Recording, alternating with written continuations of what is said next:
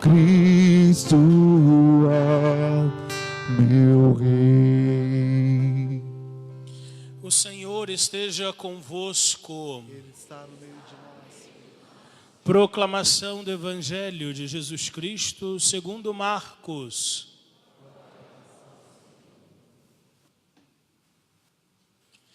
Naquele tempo, Tiago e João, filhos de Zebedeu, foram a Jesus e lhe disseram: Mestre, queremos que faças por nós o que vamos pedir.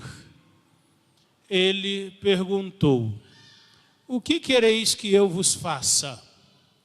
Eles responderam: Deixa-nos sentar um à tua direita e outro à tua esquerda, quando estiveres na tua glória. Jesus então lhes disse: Vós não sabeis o que pedis. Por acaso podeis beber o cálice que eu vou beber? Podeis ser batizados com o batismo com que vou ser batizado? Eles responderam: Podemos. E ele lhes disse: Vós bebereis o cálice que eu devo beber, e sereis batizados com o batismo com que eu devo ser batizado. Mas não depende de mim conceder o lugar à minha direita ou à minha esquerda. É para aqueles a quem foi reservado. Quando os outros 10 discípulos ouviram isso, indignaram-se com Tiago e João. Jesus os chamou e disse: Vós sabeis que os chefes das nações as oprimem e os grandes as tiranizam. Mas entre vós não deve ser assim. Quem quiser ser grande, seja vosso servo, e quem quiser ser o primeiro, seja o escravo de todos. Porque o Filho do Homem não veio para ser servido, mas para servir e dar a vida como resgate para muitos. Palavra da salvação.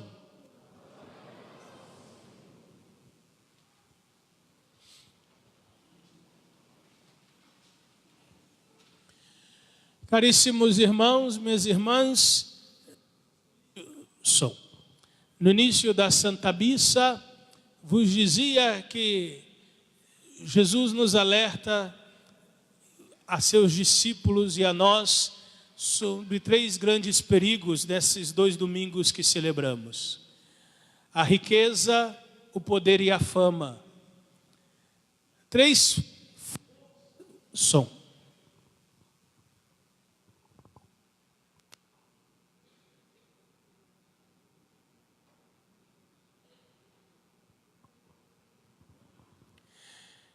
realidades que podem roubar o coração do homem de Deus, porque são exigentes, ocupam espaço e possuem lógica própria. E esta lógica nos afasta da comunhão com Deus, nos afasta da observância dos mandamentos de Deus como um valor para a nossa vida. Os discípulos Tiago e João, ingenuamente, coitados, porque cronologicamente nós estamos na sequência do Evangelho. Domingo passado, Jesus chama a atenção para o perigo da riqueza. O reino é dom gratuito, não se compra. A bênção não se mede pela quantidade de dinheiro, se é rico ou se é pobre. Isso não faz de ninguém mais ou menos abençoado, porque a bênção e a salvação é dom gratuito de Deus. E o Tiago e o João parece que não entenderam bem essa afirmação de Jesus. E eles fazem ingenuamente, talvez, uma pergunta boba. Nós queremos ficar no lugar de destaque. Nós queremos estar no lugar de honra. Sentar-se no banquete do reino, à esquerda e à direita, quer dizer ocupar os lugares de honra, os primeiros lugares. Eu, se fosse eles, falava assim: Senhor, quando estiver no seu reino, deixa eu ficar na porta para dentro, já está de bom tamanho. Né? Só de estar lá já estamos no lucro. E eles são ousados, eles não querem só estar no reino, mas querem estar nos lugares mais importantes deste reino. Isso revela esta ansiedade do coração dos discípulos, que olham o reino de Deus com os olhos deste mundo, que olham para o reino com os critérios dos reinos desta terra. E Jesus então aproveita a ocasião para ensinar: não, entre vós não há diferença de honra, entre vós não há diferença de status, somos todos no mesmo nível, estamos todos iguais. Quem ocupa um lugar de destaque, ocupa para servir, ocupa para realizar uma missão. Então, se vocês querem se destacar, estejam a serviço. Santa Teresinha do Menino Jesus tinha uma frase que ela dizia sempre, que na hora de escolher as coisas no convento, ela escolhia sempre aquilo que ninguém queria, as últimas coisas, porque ela dizia: lá no último lugar não vai ter briga, ninguém vai brigar para ficar por último, a briga é para quem aparece mais. Isso, queridos irmãos e irmãs, é um perigo na nossa vida hoje.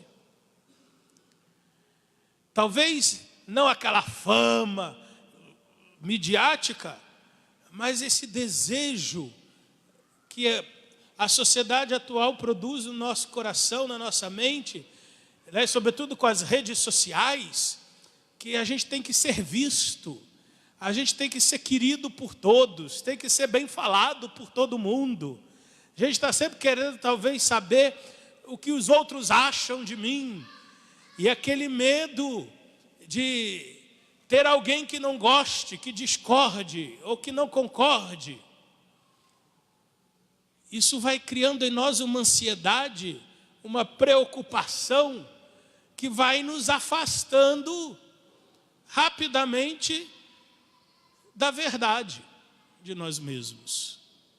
Porque se o meu compromisso é com a minha imagem, e é com aquilo que os outros pensam e falam de mim, então, olha quantos sacrifícios eu vou ter que fazer. Pensa um pai de família que tem autoridade de pai e mãe lá na família. Se ele coloca a fama e o poder como prerrogativa de sua vida familiar, e aquele filho, de repente, vai fazer uma pirraça e o pai precisa dar um corretivo. Como esse pai está tão preocupado com a imagem dele, talvez ele vai ter medo de corrigir o filho, porque vai ficar com medo do filho não amar ele. Vai que o meu filho não vai gostar de mim se eu der uma bronca nele. Então, vejam que nocivo que é esta ideia de que nós temos que estar sempre por cima. O brasileiro é bom, né? A expressão brasileira de estar sempre por cima da carne seca, né? Eu fico pensando qual que seria a vantagem de estar por cima da carne seca. Além de salgada, é seca, né? Então, qual é a vantagem? O convite do Senhor é para que nós entendamos que a nossa vida é um dom de Deus, para nós e para o mundo em que nós estamos. Que preocupação eu tenho com os jovens de hoje, sobretudo os adolescentes. Hoje nós concluímos o retiro dos adolescentes. Tinham 25 adolescentes na casa de retiro. E eu dizia para eles como eles precisam se cuidar e cuidar de si mesmos. Porque é muito perigoso o mundo de hoje, não com as coisas que ele oferece, droga, sexo fácil, essas coisas. Isso tudo é nocivo, sim, mas o maior perigo que os nossos jovens hoje correm é uma vida sem sentido, sem significado. uma vida pautada na aparência, no momento, que não constrói raízes profundas dentro deles mesmos, que não ajuda a gente a ter uma identidade própria. Por isso a segunda leitura é tão importante para nós. Importante que vocês permaneçam firmes na vossa fé, porque é ela que será a referência, porque é ela que vai dar a vocês a força e a orientação para não ceder a essas tentações do mundo presente. A vida é um serviço. A vida do pai é um serviço para a vida do filho, assim como a da mãe. A vida do esposo é um serviço para a vida da esposa. Se lá no casamento estão tão preocupados em cada um realizar seus próprios projetos, seus próprios planos, suas ideias, não vai dar certo esse casamento. Nenhuma relação se constrói onde dois que eram para ser um vivem como dois. Se eu não entendo que a minha vida é uma doação para a vida do outro, eu me entrego para o outro e o outro se entrega para mim com seus dons, seus talentos, suas capacidades, não se constrói nada. E como está difícil hoje, sobretudo entre os mais jovens, entender isso. Que nós somos um dom para este mundo. Estamos a serviço da história, com a nossa fé, com os nossos valores, com as nossas virtudes, com o nosso trabalho. Temos que entender que a vida do cristão nesse mundo é para o outro e não para si mesmo. Na medida que eu me construo, eu também ajudo o outro a se construir. E eu cresço cada vez mais na medida em que eu ajudo o outro a crescer também. Não é só construir a minha imagem, mas ajudar a construir a imagem de quem está comigo, ao meu redor. Na educação, na correção fraterna, na exposição dos valores, das virtudes, na orientação, ao dar uma palavra boa, ao tirar alguém do erro, do engano. Isso tudo é um serviço. Para a gente entender bem essa questão da autoridade, os dois últimos papas são fantásticos neste ensinamento. Papa Bento XVI, no primeiro dia que foi eleito, quando apareceu diante de todo o povo na Basílica, ele se autodefine como um humilde trabalhador da vinha do Senhor. E ele entende que ser eleito Papa não faz dele um soberano para dominar a todos, mas faz dele um servidor de todos. Ao ser o chefe da igreja, o governante da igreja, ele está ali a serviço da igreja e do povo de Deus. Porque no seu trabalho como sucessor de Pedro, vai se dedicar não para si, mas para o bem da igreja. E quando chega a constatação da debilidade, da sua fraqueza, ele tem um maior gesto de humildade e coragem que um ser humano pode ter. Ele sendo um líder absoluto, tendo poderes absolutos, ele decide, não dou mais conta, não consigo mais. Para o bem da igreja é melhor que eu me retire e venha outro em meu lugar.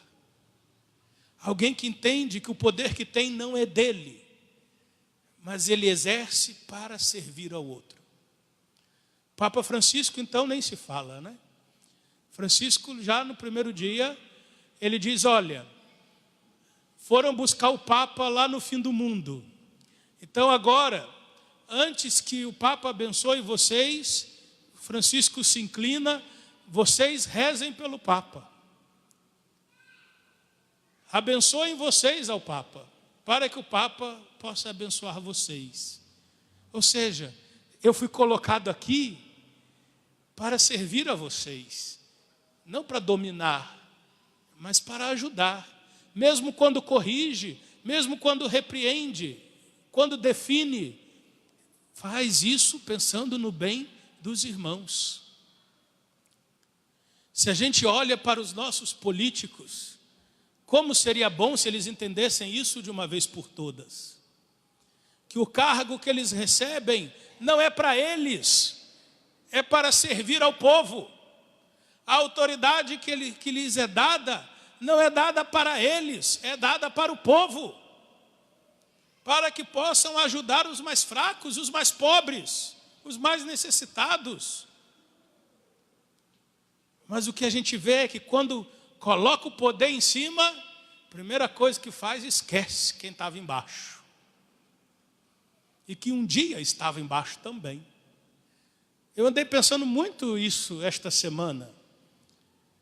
Porque me ligaram estes dias me oferecendo mais um cargo. Eu falei, chega. Já tenho demais, muito obrigado, passa para outro.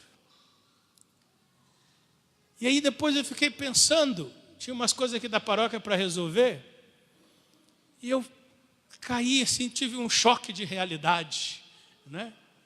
E eu falei assim, meu Deus, eu só tenho 38 anos de idade. Olha aquela igreja do Cristo ressuscitado, como fica cheia de gente para me ouvir. Fui olhando nas redes sociais, uma das missas nossas da noite tinha 8.000 e tantas visualizações. Eu falei, meu Deus, aquilo vai dando um desespero na gente. Que responsabilidade. Quantas vidas nas minhas mãos. Quanta orientação, gente que te olha como referência. Que responsabilidade. Então veja, toda autoridade traz consigo uma responsabilidade. Seja do pai e da mãe, do esposo e da esposa, seja do político e que do padre na igreja. Tudo o que exige de nós liderança é dado para o outro, não para nós mesmos.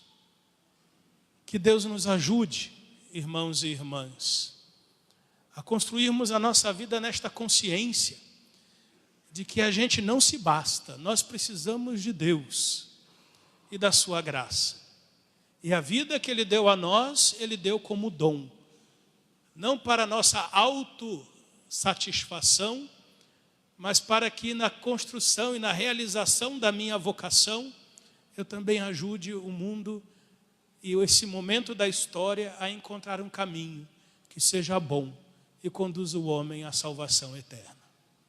Louvado seja nosso Senhor Jesus Cristo,